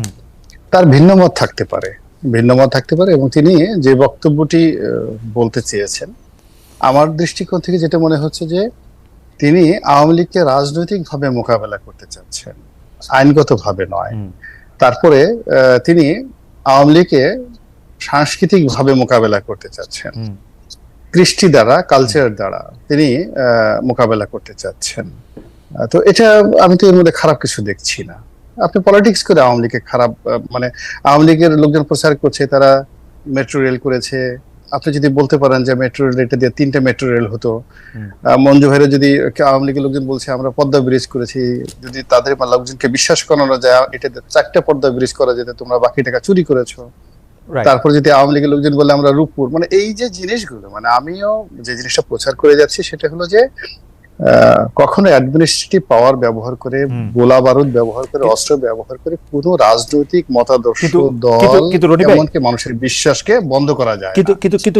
কিন্তু রনি ভাই, আপনি দেখেন, আপনি খুব ভালো জায়গায় এসেছেন যে রাজনৈতিক কৃষ্টি বা সংস্কৃতিকে আসলে একটা পাল্টা কৃষ্টি বা সংস্কৃতি দেওয়ার কথা, কিন্তু আওয়ামী লীগের পাল্টা কৃষ্টি বা সাংস্কৃতিক বয়ান চালু করতে গিয়ে অনেক ক্ষেত্রেই আমরা একটা দেশের বিরুদ্ধে অবস্থান নিচ্ছি, আমাদের কৃষ্টির বিরুদ্ধে অবস্থান নিচ্ছি। সেটাকে আওয়ামী লীগের জিনিস ধরে নিয়ে আমরা অনেক সময় আমাদের যে মানে একটা অসাম্প্রদায়িক একটা অবস্থান, আমাদের যে একটা গণতান্ত্রিক অবস্থান, সেই অবস্থানটা ভুলে যাচ্ছি।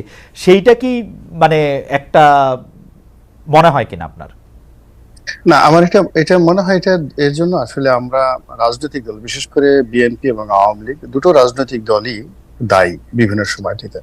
যেমন আমাদের দেশে দেখেন একটা সময় জারি ছিল, সারি ছিল, ভাটিয়ালি ছিল।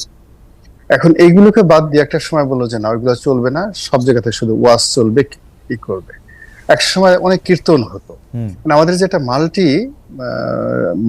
মানে ভার্স সোসাইটি ছিল, এটাকে বাঙালি জাতীয়তাবাদ যারা বলেছে তারা বা বাংলাদেশি জাতীয়তাবাদ যারা বলেছে তারা তারা এত স্ট্রিক্ট ওয়েতে প্রতিপক্ষের যে কৃষ্টি এবং কালচার গুলো আছে সেই কালচার গুলো ধ্বংস করতে করতে এখন বাংলাদেশ জিন্দাবাদ আর জয় বাংলা, নারায়ে তাকবীর, আল্লাহু আকবার, এর বাইরে আর কোনো মানুষ কিছু কিছুতে যেতে পারছে না। ফলে কি হচ্ছে, এখন দেখেন আমাদের সেই আবহমান বাংলার কোনো গান তৈরি না হয়ে এখন নতুন গান হচ্ছে, টিপ্পা দে আমাকে টিপ্পা দে, এই ধরনের গান তৈরি হচ্ছে। তারপর শেষে আপনি ওয়াজ, একটা সময় ওয়াজ বলতে বা তাফসীর বলতে যে জিনিসটা বোঝাতো, এখন সেই হুজুরদের মধ্যে এ বলতেছে কাফের, ও ওরে বলতেছে বেদাত, ও ওরে বলতেছে আসো তোমার এটা ফাটাই দেবো, এটা করবো এটা করবো, মানে এই যে সবকিছুর মধ্যে একটা বিভেদ এবং বিষমবাদ। এর কারণে কি হচ্ছে, যখনই মুক্তিযুদ্ধের কথা আসছে, এটা মুক্তিযুদ্ধ নিয়ে বক্তব্য নয়, বক্তব্যটা হলো যে লোক মুক্তিযুদ্ধের কথা বলছে তাকে আমি পছন্দ করি না, ফলে ও কেন মুক্তিযুদ্ধের কথা বললো, এই জন্য মুক্তিযুদ্ধকে নিয়ে একটা গালি দিয়ে দিল। এই যে একটা জিনিস হয়ে গেল। এখন দেখা গেল যে ব্যক্তিগতভাবে আমাকে হয়তো কেউ চেনেন না, অনেকে চেনেন না, আমার সামনাসামনি মুখ হয় না, কেন আমি এখন তার পছন্দের মতো কথা বললাম না। সে হয়তো জামাতের লোক, আমি কেন জামাতের বিরুদ্ধে বললাম বা জামাতের পক্ষে বললাম, আমার মনে হয় এটা নিয়ে দেখা গেল আমার মনে রনি ভাই আপনার ভাষায় গালাগালি। রনি ভাই আপনার বক্তব্য পরিষ্কার। আমরা খুব দ্রুত কিছু কুইক ফায়ার কোশ্চেন করতে চাই আপনাকে দিয়ে আমরা শুরু করি। আপনি জি মঞ্জু ভাই, আমি একটু কারেকশন দিতে চাই, একটু কি বলতে পারি? যে 30 সেকেন্ডে যদি বলেন মঞ্জু ভাই। আচ্ছা হ্যাঁ, 30 সেকেন্ডে বলছি। প্রথম কথা হচ্ছে, আমরা আওয়ামী লীগকে আইনগত নিষিদ্ধ চাই না, বিষয়টা এমন না। আমি বলছি যে আওয়ামী লীগকে তার প্রত্যেকটা সেক্টরে প্রত্যেকটা অপরাধের বিষয়টা তুলে ধরে তাকে সুষ্ঠু ন্যায় বিচারের মধ্য দিয়ে আমরা তার একটা মানে আইনগত সমাধান চাই। আপনাকে আমি জাস্ট উদাহরণ হিসেবে বলি, এই আপনার যে আন্তর্জাতিক অপরাধ ট্রাইব্যুনালে যেটা হয়েছিল, যে জামাতের নেতাদেরকে ফাঁসি দেওয়া হয়েছিল, সেখানে কিন্তু জামাতকে দায়ী করা হয়েছিল যে জামাত দলীয়ভাবে মুক্তিযুদ্ধের বিরুদ্ধে অবস্থান নিয়েছে, তার বিচার করতে হবে। তো আমাদের দেশের আইনে দলের বিচারের কোনো ব্যবস্থা নাই, ব্যক্তির বিচারের ব্যবস্থা আছে। তখন আপনার খালেদ ভাই, আপনার মনে থাকার কথা, তখন আনিসুল হক সাহেব বলেছিলেন যে আমরা দলের বিচারের জন্য একটা আইন তৈরি করেছি, খসড়া করেছি, এটা খুব শীঘ্রই সংসদে পাস হবে এবং সেটার মাধ্যমে তারা জামাতের বিচার করবেন, জামাতকে নিষিদ্ধ করবেন। আমার কথা হচ্ছে, দলীয়ভাবে একটা দল যখন গণতন্ত্র ধ্বংস করে, গণহত্যা করে, টাকা লুটপাট করে, এই দলীয় বিচারের আওয়ামী লীগের বিচারটা যাতে ন্যায়সঙ্গতভাবে হয়। আচ্ছা, ওকে। এবং একইভাবে আপনি সামাজিক সাংস্কৃতিক রাজনৈতিক বিচারটাও হয়। এটা হচ্ছে আমাদের, আমরা বুঝতে পারছি। আমরা কুইক ফায়ার কতগুলি প্রশ্ন আসলে রনি ভাইকে করতে চাই। রনি ভাই, সরকারের কবে নাগাদ ইলেকশনে ঘোষণা দেওয়া উচিত? as early as possible. If possible, এটা যদি তারা ফেব্রুয়ারি মাসের মধ্যে দেয় তাদের জন্য ভালো। ফেব্রুয়ারি মাসের মধ্যে ইলেকশনের ঘোষণা দেওয়া নাকি ইলেকশন করা? ইলেকশন করা। সরকারের এই মুহূর্তে প্রায়োরিটি কি দেওয়া উচিত ইলেকশন ছাড়া? কোনটা? টপ তিনটা যদি বলেন। 1 নম্বরে আইন শৃঙ্খলা, ওকে। 2 নম্বরে কর্মসংস্থান, 3 নম্বরে মানুষের মনে আশার সঞ্চার করা, হোপ এই তৈরি করা। 5 তারিখ ক্ষমতা নেওয়ার পরে এই সরকারের সবচেয়ে বড়, আমি ভুল বলবো না, মানে কোন জিনিসটা রিরাইট করতে পারতো বা আপনি হলে? না, আমি তো এগুলো নিয়ে নিজে, আমার কাছে যেটা মনে হচ্ছে যে আমি এই সরকারকে নিয়ে আমার যে স্বপ্ন ছিল, ভালোবাসা ছিল, শ্রদ্ধা ছিল, আকাঙ্ক্ষা ছিল, অনেকগুলো বিষয় ছিল, এই একটা জায়গাটাতেও সরকার টাচ করতে পারেনি। আর এমন কতগুলো ঘটনা ঘটছে যেটা আসলে আমি কখনো স্বপ্নে কল্পনাও করিনি। বাংলাদেশে এটা মব জাস্টিস হবে, বাংলাদেশে এরকম কোনো বিশৃঙ্খলা হবে, এটা যা কিছু হয়েছে এটা যেমন আমি কল্পনা করতে পারিনি, আবার এর কাছে আমার যে স্বপ্ন ছিল, প্রেম ছিল, ভালোবাসা ছিল, সহমর্মিতা ছিল, ইট ইজ আওয়ার গভর্নমেন্ট। আমরা বিপ্লব করেছি, আমরা এর জন্য যার যার অবস্থান থেকে কোটি কোটি মানুষ যা কিছু করেছে, মানে আপনার সঙ্গে তার যেটা অ্যাডাপশন ছিল, আপনার স্বপ্নের জায়গাটা টাচ করে নাই, আপনার স্বপ্নের জায়গাটা টাচ করে নাই, সেটি আপনি বলছেন? একদমই না। আচ্ছা, আর একটা প্রশ্ন হচ্ছে যে আপনি আপনার রাজনৈতিক ভাষ্যে আপনি স্পষ্ট বলছেন যে বর্তমান নেতৃত্বের মাধ্যমে বাংলাদেশে আওয়ামী লীগ আর রাজনীতিতে ফিরতে পারবে না। নতুন নেতৃত্বের মধ্যে আপনি কাকে দেখেন? নিজেকে দেখেন কিনা, সোহেল তাজকে দেখেন কিনা, বা আর কোনো নাম আপনার মাথায় আসে কিনা? না, আমি নিজে প্রথমত আমি একটা জেলা পর্যায়ের নেতা হওয়ার মতো যোগ্যতা আমার নেই, এটা হলো আমার ব্যাপার, আমার বক্তব্য। দ্বিতীয়ত হলো যে আমার রাজনীতি করা, রাজনৈতিক নেতৃত্ব দেওয়ার আকাঙ্ক্ষা কখনোই ছিল না। আমি শুধুমাত্র যে কোনো একটা পারিবারিক, যেহেতু আমাদের একটা পারিবারিক অবস্থান ছিল, সেই কারণে আমি ইলেকশন করার একটা সুযোগ পেয়েছি ডিউ টু মাই ফ্যামিলি এবং রাজনৈতিক ওই নির্বাচনী এলাকার কারণে, কিন্তু ন্যাশনালি পলিটিক্স করার জন্য যেটা ভিপি নুরুর আছে, জুনায়েদ সাকির আছে, দে আর পলিটিক্যালি ম্যাচিউর, তাদের পলিটিক্যাল অভ্যাস আছে, মঞ্জু সাহেবের আছে, তারা সেই ছোটকাল থেকে পলিটিক্স করে। আমার আসলে কখনো রাজনীতি করার সেই অভিজ্ঞতা নাই, বাট আমি লিখতে পারি, আমি বলতে পারি, আমি তারপরে আমি ইলেকশন করতে পারি। হয়তো মঞ্জু ভাই আমার মতো ইলেকশন এক্সপার্ট না, বাট আমি ইলেকশন করতে পারি, যেহেতু আমি এটা ছোটকাল থেকে দেখে আসছি। আমাকে যদি কোনো জায়গায় প্রার্থী করা হয়, কি করে জিতে আসতে হয়, I know it better than somebody. Election engineering করে নাকি আপনার ক্যারিয়ার? না না না ইঞ্জিনিয়ারিং তো ইঞ্জিনিয়ারিং করলে তো 2014-18 অপরচুনিটি, আমার সুযোগটা ছিল। রাইট, শেষ প্রশ্ন আপনি নিশ্চয়ই খেয়াল করেছেন যে মানে আপনার জন্য এই কুইক ফায়ারের শেষ প্রশ্ন, যে সম্প্রতি প্রশ্ন থেকে তালিকা করে আওয়ামী লীগ আমলের সাংবাদিক নেতাদের, তখনকার প্রভাবশালী সাংবাদিকদের আর্থিক বিষয়ে তদন্তের উদ্যোগ নেওয়া হয়েছে। একদল সাংবাদিকদের অ্যাক্রিডিটেশন কার্ড সচিবালয়ে পাস বাতিল করা হয়েছে। আপনি একসময় সাংবাদিক, গণমাধ্যমের জন্য পরিস্থিতিটা আসলে কেমন? 71 টিভি দখল, সময় টিভি চাঁদাবাজি, আজই এরকম একটা ভিডিও ব্লগ ছেড়েছেন আমরা দেখেছি। আওয়ামী লীগ সরকারের সময় যারা টকশোতে কথা বলেছেন তাদের পক্ষে লিখেছেন, তাদের উস্থিতি গিয়েছেন, এমন একাধিক জুলাই আগস্ট হত্যাকাণ্ডের ঢালা মামলারও আসামি। আপনি যদি, আমার প্রশ্নটা বড় হয়ে গেল কিন্তু আপনি উত্তরটা যদি ছোট করে দেন, আসলে সাংবাদিকদের জন্য কেমন সময়টা? সাংবাদিকদের জন্য খুবই অবমাননাকর, লজ্জাকর, এবং আমি মনে করি যে কাজটি করেছে এটার একটা ফিনিশ হওয়া উচিত। অর্থাৎ এই যে এটা শুধু যেন তদন্তে থেমে না থাকে, যারা সত্যিকার অর্থে এই অপকর্ম করেছে তারা সবাই যেন শাস্তির আওতায় আসে, এবং একটা দৃষ্টান্ত তৈরি হয় যেন ভবিষ্যতে দালাল সাংবাদিক তৈরি না হয়। এই গেল এক। আর দ্বিতীয় যেটা আছে সেটা হলো, ধরুন 71 যেভাবে আমরা মানে 21 টেলিভিশন দখল করা হয়েছিল, এটা আমরা ঘৃণা করি। তো এখন দেখা গেল 71 টেলিভিশন আবার যদি কাউন্টার পক্ষ, শুনেছি দখল হয়ে গেছে। তারপর সময় টিভি, একজন রাজনৈতিক নেতা এই সময় টিভিতে কোনো আক্রমণ করা হবে না, ইত্যাদি হবে না, বিনিময়ে সেখানে লেনদেন, বিভিন্ন সামাজিক মাধ্যমে সকল কথাবার্তা চালু হয়ে গেছে। তো এই জিনিসগুলো আসলে সুরা হওয়া দরকার। এগুলো যদি না হয় তাহলে তো আসলে ওই যে আগের যেভাবে তালিকা করে শীর্ষ 50 জন সাংবাদিকরা আপনি সবকিছু শেষ করে দিন, আবার আরো যদি 50 জন তালিকা ভবিষ্যতের জন্য হয়ে যায়, তাহলে তো এই জগতে আর কেউ দাঁড়াবে না, সব মাথাগুলো সব নষ্ট হয়ে যাবে। তার জন্য আমার মনে হয় যে এই ব্যাপারে সতর্ক হওয়া উচিত। এই জন্য আমি কথাটা আজকের যে ভিডিওটা দিয়েছি যে 71 টিভি, সময় টিভি, এখান থেকে শিক্ষা নিতে হবে আমাদেরকে। রনি ভাই, আপনি আমাদের সঙ্গে থাকবেন। মঞ্জু ভাই, আপনার জন্য আমি কতগুলি প্রশ্ন, প্রায় একই প্রশ্ন আপনাকে আসলে খুব দ্রুত আপনার উত্তর চাইবো, যে আপনি মনে করেন ইলেকশন কবে নাগাদ ঘোষণা করা উচিত? এটা আমরা কিন্তু স্পষ্ট করে বলেছি যে 1 থেকে 1.5 থেকে 2 বছরের মধ্যে, অর্থাৎ নেক্সট ডিসেম্বর দেন ফেব্রুয়ারি ইলেকশন অনুষ্ঠান করা না ঘোষণা করা। আমরা বলেছি যে একটা ফ্রি এন্ড ফেয়ার ইলেকশন করার জন্য বিগত সময় আমরা দেখেছি কেয়ারটেকার সরকার 3 মাসের মধ্যে সেটা পারে, কিন্তু সেটা হচ্ছে একটা ওয়েল সেট আপ অ্যাডমিনিস্ট্রেশন। তাহলে আপনি বলছেন যে এখন আমাদের 1.5 বছর। হ্যাঁ, কারণ আপনার পুলিশই তো নাই, এখন পুলিশই নাই, ভোটার লিস্ট ত্রুটিপূর্ণ, অ্যাডমিনিস্ট্রেশন এখনো সেট আপ প্রপারলি তার শেপ নেয় নাই। সুতরাং এটা সেট আপ, এটা এমন না তো যে জামায়াত এর সাথে আপনাদের একটা অবস্থানগত মিল অমিল, বা জামায়াতের সাথে তাকিয়ে থেকে আপনারা কোনো সিদ্ধান্ত নিচ্ছেন না, এটা আপনাদের নিজস্ব সিদ্ধান্ত? না, এটা আমরা পার্টি হিসেবে প্রথম পার্টি যারা স্পেসিফিক একটা টাইম স্কেডিউল আমাদের পক্ষ থেকে বলেছে। সবাই তো বলছে যে যৌক্তিক সময়, আমরা একটা ব্যাখ্যাও দিয়েছি, এই 1.5 থেকে 2 বছর এটা যৌক্তিক সময় আমরা মনে করি। ওকে মঞ্জু ভাই, সরকারের প্রায়োরিটির ক্ষেত্রে কি হওয়া উচিত এই মুহূর্তে? দেখেন, ফার্স্ট প্রায়োরিটি হচ্ছে সাধারণ মানুষ কিন্তু সংস্কার বোঝে না, সাধারণ মানুষ বুঝে তার নিত্যদিনের জীবনযাত্রার ব্যাপারটা। নিত্যদিনের জীবনযাত্রায় স্বস্তিটা হচ্ছে প্রথম প্রায়োরিটি, সেকেন্ড হচ্ছে সংস্কার, থার্ড হচ্ছে ইলেকশন। এই 3টা প্রায়োরিটি আমার কাছে। ওকে, নিত্যদিনের তো আপনার কাছে কি মনে হয় যে সরকার কি ভুল করেছে 5 আগস্ট থেকে, বা কোন জিনিসটা আসলে না করলে পারতো? আপনারা হলে কোন জিনিসটা করতেন না? স্পেসিফিক কোনো কিছু ভাবনা আছে কিনা? প্রধান উপদেষ্টার সাথে যখন প্রথম মিটিং হয়, প্রথম আশঙ্কাটা আমরা প্রকাশ করেছিলাম যে আপনাদের সাথে প্রথম গ্যাপটা হবে পলিটিক্যাল পার্টিগুলোর। সেটাই কিছুটা হয়েছে। এখন তারা কিছুটা এটাকে, মানে আমি মনে করি যে কিছুটা মেকআপ করার চেষ্টা করছেন।